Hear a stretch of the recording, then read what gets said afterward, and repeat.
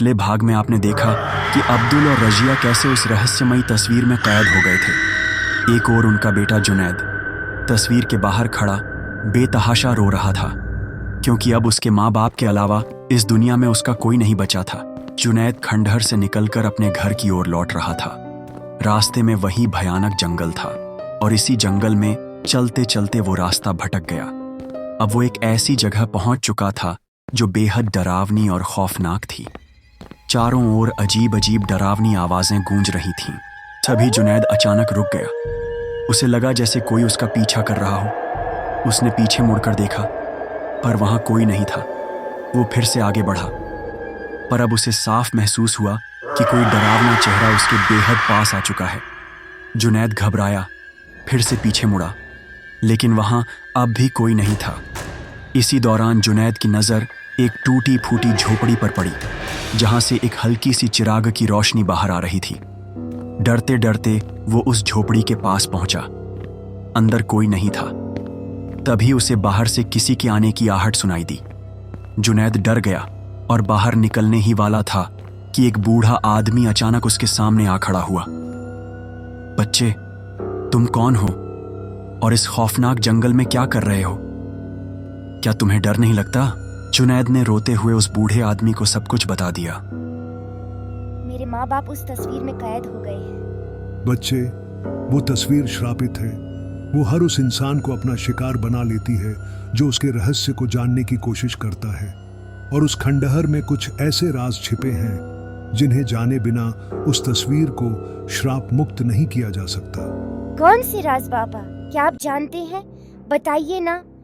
ये सुनकर बाबा कुछ बताने ही वाले थे कि अचानक तेज हवाएं चलने लगी। जुनैद हक्का बक्का रह गया। बाबा ने जुनैद को एक मंत्र बताया। बेटा, ये राज तुम ही पता लगा सकते हो, क्योंकि सिर्फ तुम ही हो जो अब तक उस खंडहर से बाहर आए हो। तुम जब जब ये मंत्र पढ़ोगे, तुम्हारी मदद करने के लिए एक जिन्न तुम्हारे पास आ जाएगा। बस इस मंत्र को पढ़ना। जुनैद स्तब्ध रह गया। जुनैद अब वापस उस खंडहर की तरफ चल पड़ा जहां वो तस्वीर थी।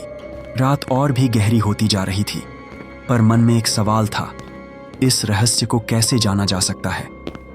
जुनैद खंडहर के पास पहुंचा और डरते डरते उस खंडहर में पहुंचा। जुनैद को वहां कुछ सीढ़ियां दिखाई दी जो किसी अंधे तहखाने में जा रही थी। जुनैद को कुछ दिखाई नहीं दे रहा था। जुनैद को वह मंत्र याद आया। उसने उस मंत्र को पढ़ा। तभी वहां हवाएं चलने लगी और एक जिन्न अचानक उसके सामने आ खड़ा हुआ। जिन्न ने गुर्राते हुए कहा, तुमने मुझे क्यों बुलाया? जुनैद उसको देखकर डर गया था। डरते डरते जुनैद ने कहा, अंधेरे में यहाँ कुछ दिखाई नहीं दे रहा है क्या तुम? जिन्न ने जुनैद को एक लालटेन दी और फिर से गायब हो गया। जुनैद उन सीढ़ियों से नीचे उतरा। तभी जुनैद को किसी के रोने की आवाज आई। जुनैद ने पूछा, कौन है? कौन है वहां? जुनैद उस दिशा में गया तो उसने देखा कमरा बिल्कुल खाली था। तभी हवाएं चलने लगी और अचानक एक बूढ़ी औरत उसके सामने खड़ी थी। जुनैद ने पूछा, कौन हो तुम? कोई खास बच्चे हो जो मेरी आवाज सुन सकते हो?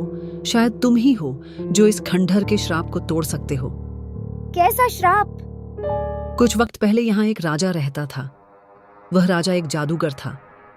उसने इस महल के पास जादू से एक तस्वीर बनाई। जिसको भी राजा उस तस्वीर के सामने ले जाता, वह तस्वीर उसको अपने अंदर समा लेती। राजा नेओ, मेरे दादाजी, जो उनके सच्चे सेवक थे, उनको अपना दुश्मन समझ लिया और इस तस्वीर में बंद कर दिया। तब मैं छोटी थी, तुम्हारे उम्र की। मैंने राजा पर पीछे से हमला कर दिया। राजा मर गया, पर उसकी ये तस्वीर अब भी यही थी। इसने सारे गांव वालों को अपने अंदर समा लिया। मेरे पिता, मेरी माँ, सब इस तस्वीर का हिस्सा बन गए। और जब मैं बड़ी हो गई तो मेरे पति और मेरे बच्चे धीरे धीरे इस तस्वीर का हिसाब बन गए। बताइए, मैं कैसे इस श्राप को खत्म कर सकता हूँ? जब राजा की आत्मा इस तस्वीर के सामने होगी, उस वक्त इस तस्वीर के शीशे को तोड़ा जा सकता है। उसकी आत्मा को कैसे तस्वीर के सामने बुलाया जा सकता है? तुम ये मंत्र तस्वीर के सामने बैठकर पढ़ना, तभी उसकी आत्मा इसके सामने होगी। याद रहे, राजा की आत्मा सिर्फ उस कुल्हाड़ी से डरती है जिससे उसकी मौत हुई थी। तो उस कुल्हाड़ी को अपने पास रखना। दादी ने वो मंत्र बता दिया। पर वो कुल्हाड़ी कहाँ है? सदियों से वो कुल्हाड़ी गायब है, वो तुमको खुद ढूंढनी होगी। बूढ़ी औरत की बात सुनकर जुनैद वो कुल्हाड़ी ढूंढने लगा, पर उसको याद आया कल वो 11 साल का हो जाएगा, तब ये मंत्र काम नहीं करेगा। वो जल्दी जल्दी कुल्हाड़ी ढूंढने लगा। तभी उसको बाबा का मंत्र याद आया। उसने वो मंत्र पढ़ा। मंत्र पढ़ते ही हवाएं जोर से चलने लगी और वो जिन्न उसके सामने आ गया। बताओ, क्यों बुलाया है मुझे? क्या तुम मुझे वो कुल्हाड़ी लाकर दे सकते हो जिससे यहाँ के राजा? जिन गायब हो गया और अगले ही पल वो कुल्हाड़ी लेकर हाजिर हुआ। जिन ने वो कुल्हाड़ी जुनैद को दे दी। अब जुनैद बैठ गया और वो मंत्र पढ़ने लगा। जुनैद बार बार वो मंत्र पढ़ने लगा। अचानक डरावनी आवाजें आने लगी।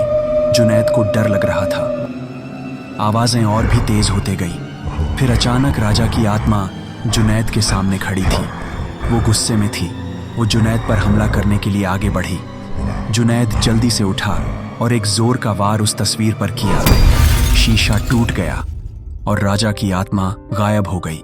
धीरे धीरे जो लोग गायब हुए थे वो सब वापस आने लगे और अब्दुल और रजिया भी वापस आ गए। सब मिलकर भूत खुश हुए और अपने घर वापस चले गए। पर बात अभी यही खत्म नहीं हुई थी। जुनैद के मंत्र ने राजा की आत्मा को वापस बुला लिया था। राजा की आत्मा अब उस खंडर में जुनैद और उसके परिवार का इंतजार कर रही है। इस कहानी का अगला भाग जानने के लिए कमेंट करें और मेरे मोटिवेशन को बढ़ाने लिए एक लाइक जरूर करें। धन्यवाद।